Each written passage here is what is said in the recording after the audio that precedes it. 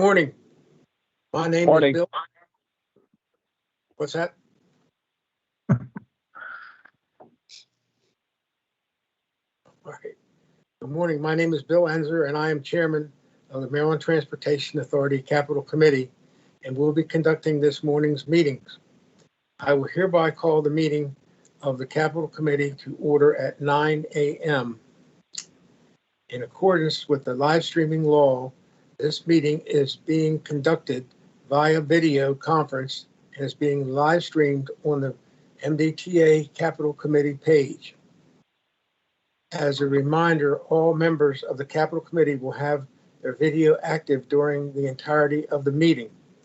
To minimize background noise during the call, I would ask that everyone on the line please mute your phones. I ask that anyone who is presenting or answering question, please turn your video and audio on when speaking. Then you are all done. Please turn your video off and put your audio on mute. There are no members of the public, no elected officials, and no media have pre-registered to commit to today's meeting. At this time, I will move on to agenda number 1. And that is approval open session meeting minutes of September 2nd, 2021. This is Mayor. I will move for approval of open session meeting minutes of September 2nd, 2021. I'll second that. Okay. All in favor, say aye. Aye. Aye. The ayes have it. Next, we have approval of MDTA 2019-02A- Comprehensive Building and Facility Engineering and Architectural Design Consulting Service. Min Zeg. I'm here. I will start. Good morning, everyone. Good morning, Mr. Chairman and the Capital Committee members. I'm Min Zheng, the OEC Facilities Project Manager. Today, I'm going to present the contract MDTA-2019-02A, which is a comprehensive building and facility engineering and architectural design, construction, and miscellaneous consulting services. Under this contract, the consulting firms will provide the resources and experts needed for architectural and engineering design and analysis services, including but not limited to design and analysis for buildings, facilities, and campuses, development of complete contract bid documents, and providing construction assistance, facility condition inspections, asset management, ADA assessments and compliance, 3D design building informational modeling, and miscellaneous consulting services, including space planning, facility master plan studies, emergency inspections, building envelope evaluations, and specialized building system analysis and design. The contract was advertised on December 16, 2019, and the anticipated contract NTP is this coming December. We received both technical proposals and oral presentations from candidates consulting firms. After reviewing, discussion, and analysis, 4 firms with the highest evaluation scores are selected to be awarded with a contract amount of $4 million per firm for 5 years. The 4 firms selected are JMT, AECOM, WRA, and RK&K.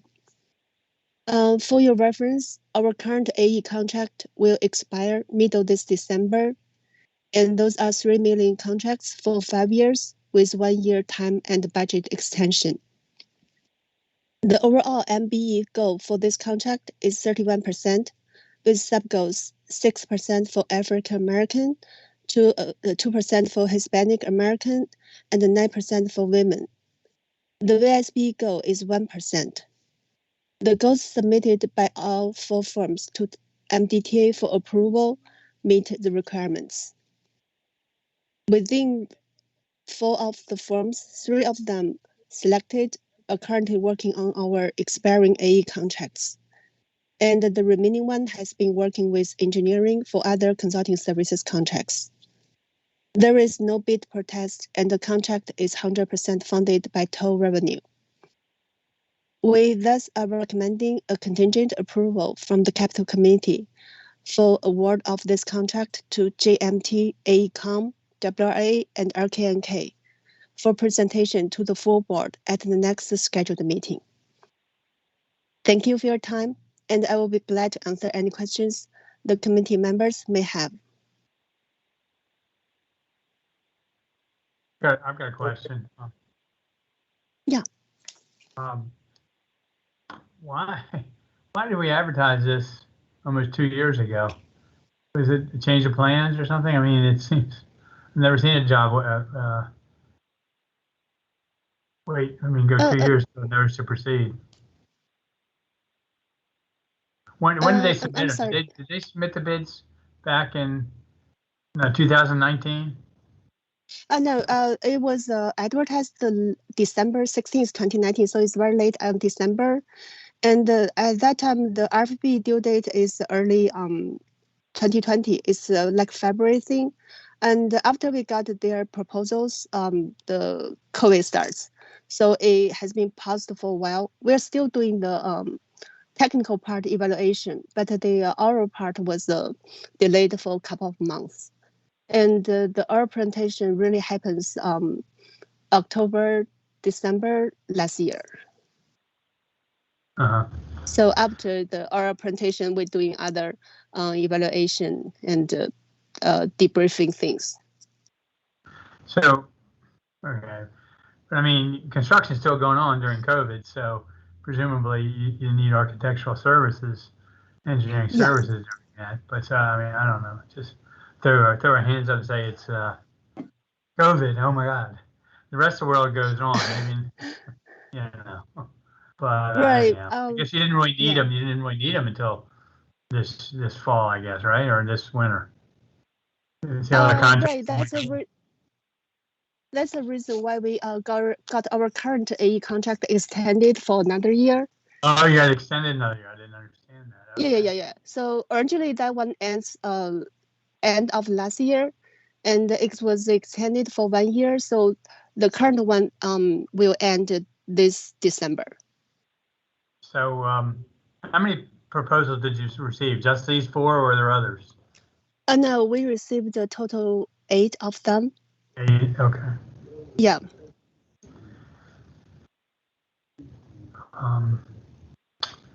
And are these selected in any certain order? I mean, in other words, is there do you have them graded 1 through 4, and you're going to start with the number 1 guys first, how does that work? Yeah, we in fact we put we developed a scoring matrix,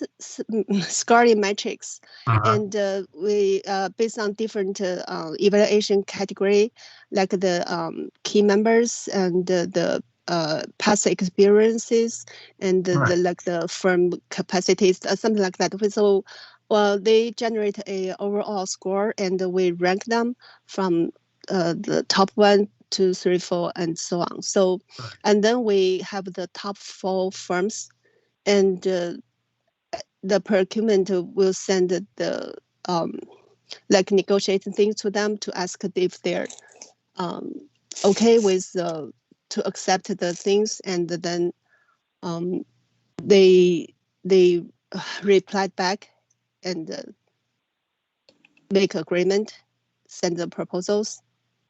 And meanwhile, we send the I mean, we're sorry, correct me. I think procurement sent the response to all the firms that submitted the technical proposals and participated in the oral part. And the top 4 will accept your proposals, and we need to talk further.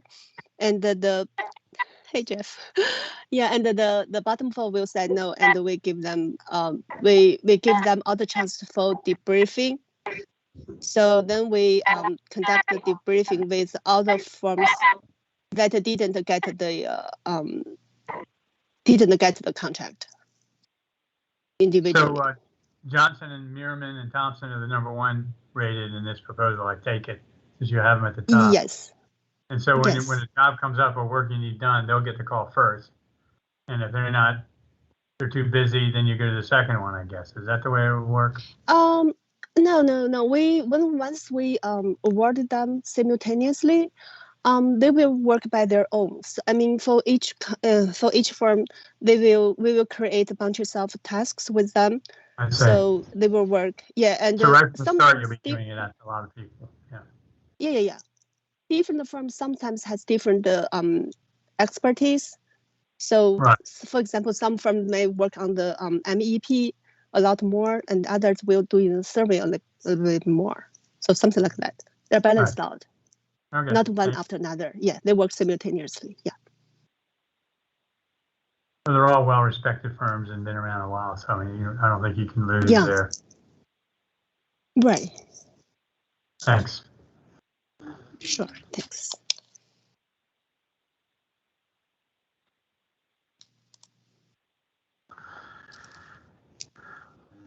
Any other questions or concerns? No, he got mine. Okay.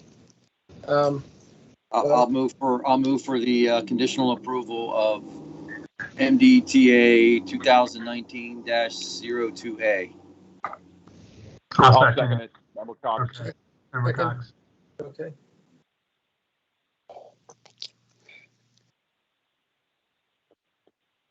All in favor? Aye. Aye. Aye. Aye.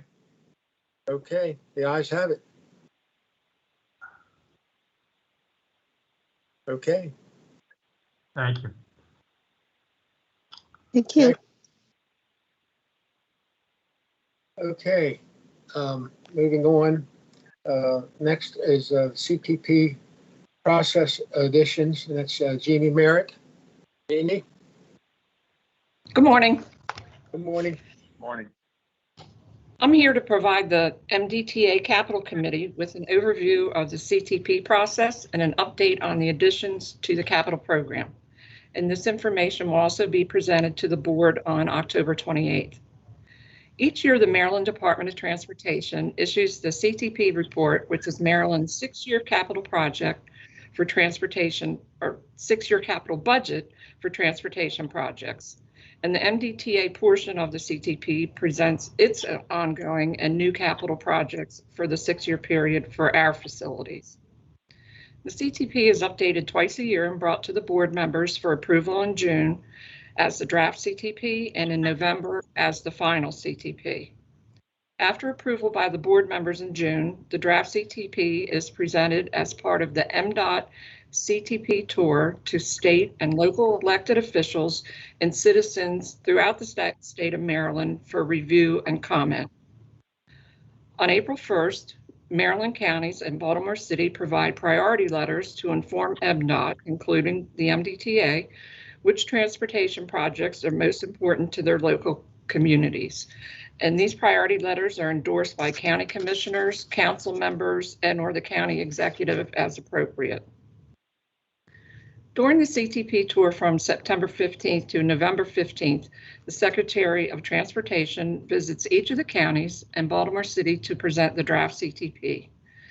And these meetings provide the local legislators and the public an opportunity to communicate their priorities and concerns in person. And representatives from each of the MDOT business units are also available to answer questions at the CTP meetings. And this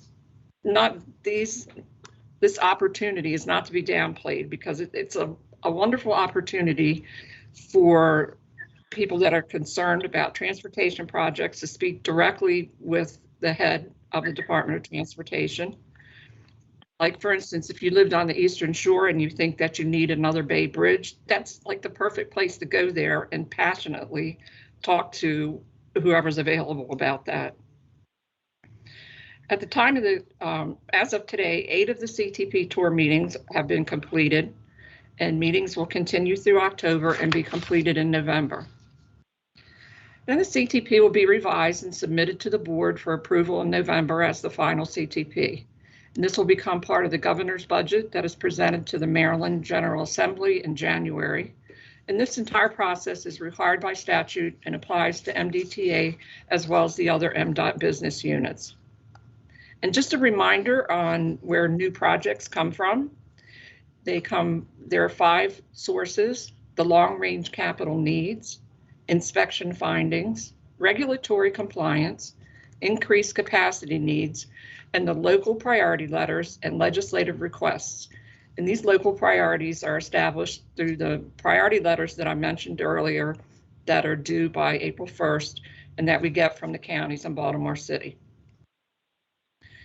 In the fiscal year 22 to 27 final CTP that is going to be presented for your approval in November includes 9 new projects. And if we look at attachment A, we can see what these new projects are.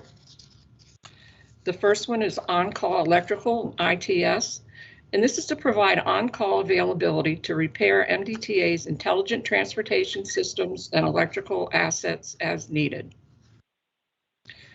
And then we're going to award 2 contracts for on-call structural repairs. And these are for various types of structural, steel, and concrete repairs at any of the facilities at MDTA. On-call civil repairs is also a multi-area contract, and this is to provide on-call services for miscellaneous non-structural concrete pavement and barrier repairs, as well as roadside drainage feature and slope repairs. And then at the Kennedy Highway facility, the wash bay, salt barn, and fueling facilities at Perryville project. This is to design and construct a new facility with wash bay, salt barn, and fueling station capabilities at the Perryville facility site. And this is needed to meet increasing maintenance needs along the I-95 Kennedy Highway corridor. And then also at the Kennedy Highway facility, the Maryland State Police building remodeling. Their high-vac units and the roof need to be replaced at this time. And then at the Fort McHenry Tunnel facility, campus fuel oil conversion. And this is part of an authority-wide life cycle removal process where we're changing from underground tanks to above ground tanks. And then also at each facility that is worked on, there's a determination made to whether it would be better to convert to a different kind of fuel source, like a gas line. And then at the Baltimore Harbor Tunnel facility, the maintenance and auto building, high vacuum roof replacement, those are also at the end of their life expectancy and need to be replaced. And then at the ICC, replace ICC deck overlighting. And this is to perform a life cycle replacement of the deck overlighting at the ICC facilities. The current fixtures are outdated and at the end of their life expectancy. And in fact, the replacement 300-watt lamps and drivers in the deck over are no longer available for purchase. So it's important that we update to something that is available. And if you have any questions, I'd be happy to answer them.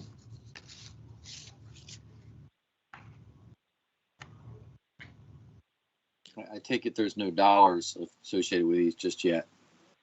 I will give that information to you next month when we ask for approval of the CTP.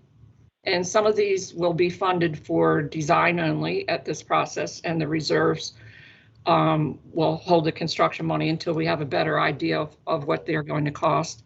And on the on-call projects, those are funded for construction from the beginning. Understood.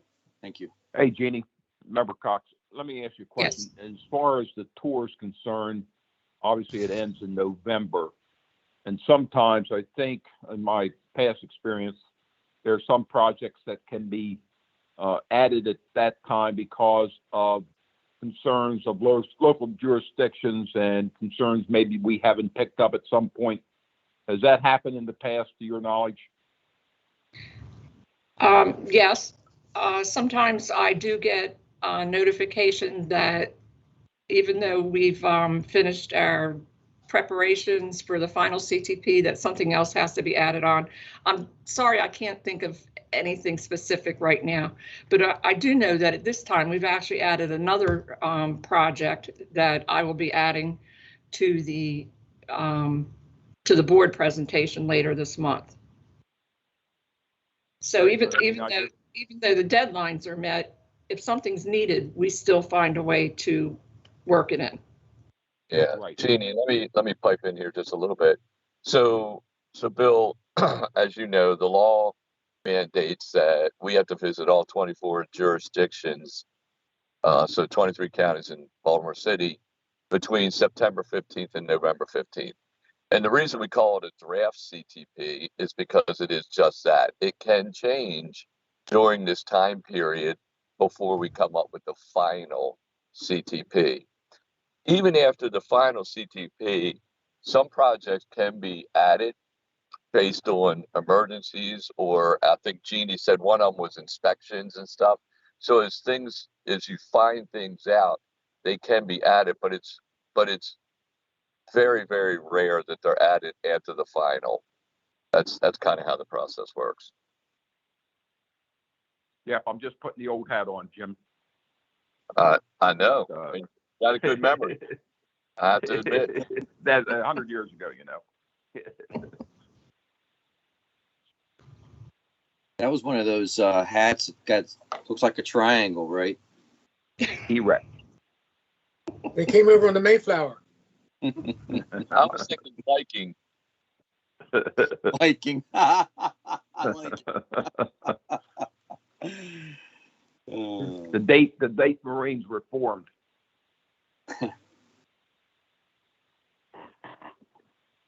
Well, cool. Anyone have more questions for Jeannie? You've done a great job again, Jeannie. Thank you. Thanks for your update, Jeannie. Thank you for the opportunity to present it to you. Okay. I guess I'll move for adjournment. Okay. All in favor, signify by aye. Aye. Aye. Member Aye. Cox? Aye. Okay. Okay. All right. Well, everybody have a great day. All right, Okay. you too. Same to everybody. Have a safe. Okay. Glad Thank to you. see you back.